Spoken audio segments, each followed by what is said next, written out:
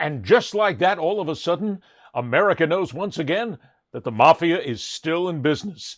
That's the thing that comes out of this because, hey, I grew up in New York City. I know a lot of those guys. The mob has never gone away, and they don't even really call themselves the mafia anymore. It's more like the mob than anything else. But of course they're still around. Of course they're still trying to go ahead and make a few bucks, $6 or $7 million. This is the worst kept secret in the NBA that there are players involved in gambling. The NBA has known this for some time, and it makes no difference that the NBA has gotten involved with the gamblers. It doesn't make any difference because that's all a monetary issue and that's all about cashing in. But they've known that this was going to happen.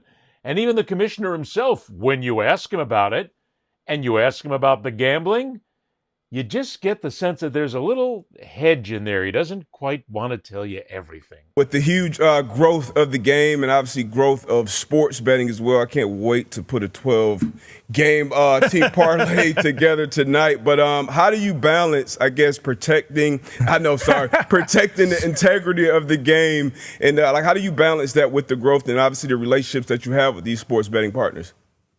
Interestingly enough, I think in the modern digital era, the choice is between legalized sports betting or illegal sports betting, not do you want sports betting or not.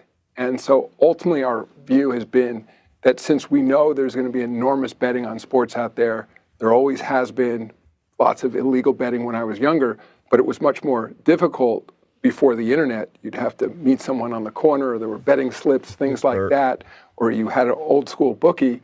Of course, now you can just bet on your phone. So on one hand, with this regulated structure of legalized betting, we can monitor it in ways that were unimaginable years ago. That if there's any aberrational behavior, people betting large numbers who hadn't historically done so, just opening an account to place bets, or even the geo-targeting, we know exactly from where the bets are being placed. I mean, very specifically, if you're in an arena and place a bet, we know you're in the arena. In many cases, we know where in the arena you are when you place that bet.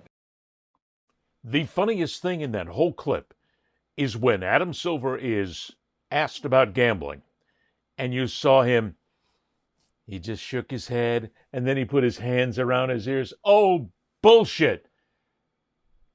Disingenuous duncery is what that is. Everybody knows, and the NBA knows as well. They are in bed with the gamblers. They love their gamblers because they love all that money that walks in the door.